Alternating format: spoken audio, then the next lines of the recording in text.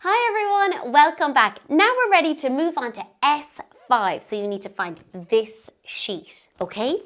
So I just noticed at the top of the page it says there's a pop quiz. I love these.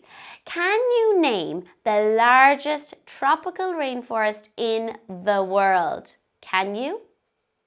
Do you know what it is? Correct, it's the Amazon. Well done.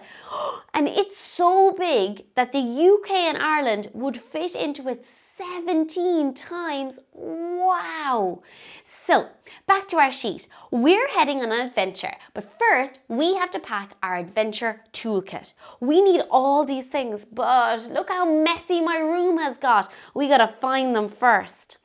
So the first thing we need to find is our binoculars. I'm not going to tell you where they are, but I want you to find all of these objects.